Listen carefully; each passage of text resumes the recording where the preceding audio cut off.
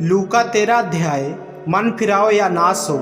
उस समय कुछ लोग आ पहुँचे और उन गलीलियों की चर्चा करने लगे जिनका लहू पिलातुस ने उन ही के बलिदानों के साथ मिलाया था। यह सुन उसने उनसे उत्तर में यह कहा, क्या तुम समझते हो कि ये गलीली और सब गलीलियों से अधिक पापी थे कि उन पर ऐसी विपत्ति पड़ी? मैं तुमसे कहता हूँ कि नहीं, परंतु यदि तुम मन न फिराओगे तो तुम सब भी इसी रीति से नष्ट होगे। या क्या तुम समझते हो कि वे 18 जन जिन पर सिलो का गुम्मट गिरा और वे दब कर मर गए, यरूशलेम के और सब रहने वालों से अधिक अपराधी थे? मैं तुमसे कहता हूँ कि नहीं, परंतु यदि तुम मन न फिराओगे तो तुम सब भी इसी रीति से नष्ट होगे। फल रहित अंजीर के पेड़ का दृष्टांत। फिर उसने यह दृष्टांत भी कहा, किसी की अंगूर की बारी में एक अंजीर का पेड़ लगा हुआ था। वह उसमें फल ढूंढने आया परंतु न पाया। तब उसने बारी के रखवाले से कहा, देख, 3 वर्ष से मैं इस अंजीर के पेड़ में फल ढूंढने आता हूँ परंतु नहीं पाता। इसे काट डाल कि या भूमि को भी क्यों रोके रहे? उसने उसको उत्तर दिया, हे स्वामी, इसे इस वर्ष और रहने दे कि मैं इसके चारों ओर खोद कर खाद डालूं। यदि आगे को फले तो भला, नहीं तो उसे काट डालना। सप्ताह के दिन कुबड़ी स्त्री को चंगा करना। सप्ताह के दिन वह एक आराधनालय में उपदेश कर रहा था। वहाँ एक स्त्री थी जिसे 18 वर्ष से एक दुर्बल करने वाली दुष्टात्मा लगी थी और वह कुबड़ी हो गई थी और किसी रीति से सीधी नहीं हो सकती थी। यीशु ने उसे देखकर बुलाया और कहा, हे नारी, तू अपनी दुर्बलता से छूट गई। तब उसने उस पर हाथ रखे और वह तुरंत सीधी हो गई और परमेश्वर की बड़ाई करने लगी, इसलिए कि यीशु ने सप्ताह के दिन उसे अच्छा किया था। आराधनालय का सरदार रिसियाकर लोगों से कहने लगा, 6 दिन है जिनमें काम करना चाहिए, अतः उन्हीं दिनों में आकर चंगे हो, परंतु सप्ताह के दिन में नहीं। यह सुनकर प्रभु ने उत्तर दिया, हे कपटियों, क्या सप्ताह के दिन तुम में से हर एक अपने बैल या गधे को थान से खोलकर पानी पिलाने नहीं ले जाता?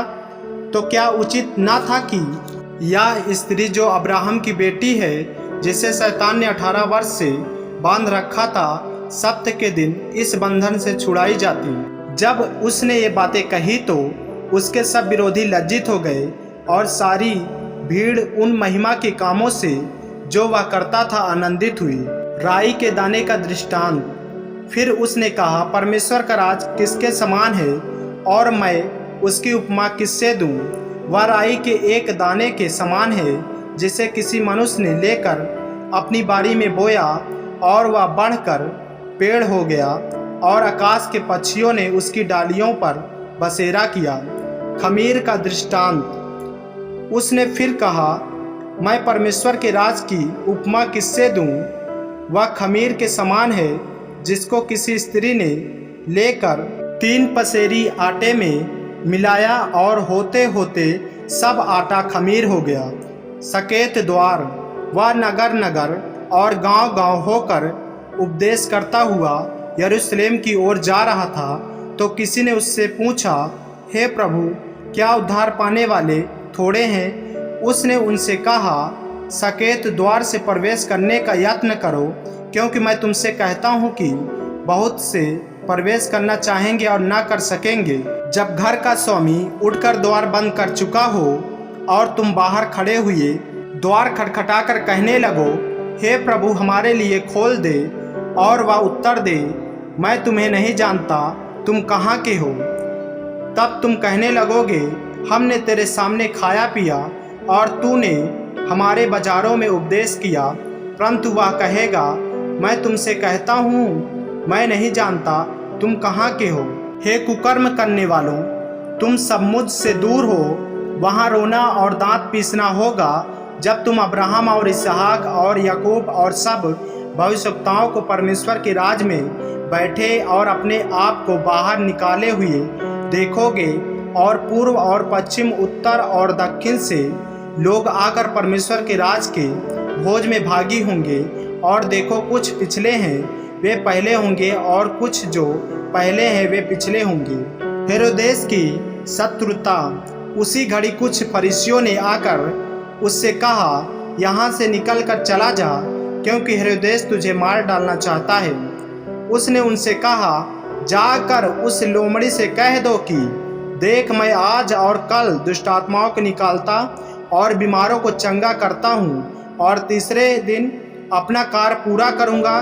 तो भी मुझे आज और कल और परसों चलना अवश्य है, क्योंकि हो नहीं सकता कि कोई भविष्यवक्ता यरूशलेम के बाहर मारा जाए। यरूशलेम के लिए विलाप। हे यरूशलेम, हे यरूशलेम, तू जो भविष्यवक्ताओं को मार डालता है और जो तेरे पास भेजे गए उन पर पथराव करता है, कितनी ही बार मैंने यह चाहा कि जैसे मुर्गी अपने बच्चों को अपने पंखों के नीचे इकट्ठा करती है, वैसे ही मैं भी तेरे बालकों को इकट्ठा करूं, पर तुमने यह न चाहा। देखो, तुम्हारा घर तुम्हारे लिए उजाड़ छोड़ा जाता है, और मैं तुमसे कहता हूँ, जब तक तुम न कहोगे धन्य है वह जो प्रभु के नाम से आता है, तब तक तुम मुझे फिर कभी न देखोगे। आमीन। मेरे प्रियो, यदि आप इस चैनल पर नए हैं, यदि आपने अभी तक हमारे चैनल को सब्सक्राइब नहीं किया है, तो हमारे चैनल को सब्सक्राइब करें और बेल आइकन के बटन को दबाएं, ताकि वीडियो रोजाना आप तक पहुंच सके। जय मसीह की। प्रभु आपको आशीष दे।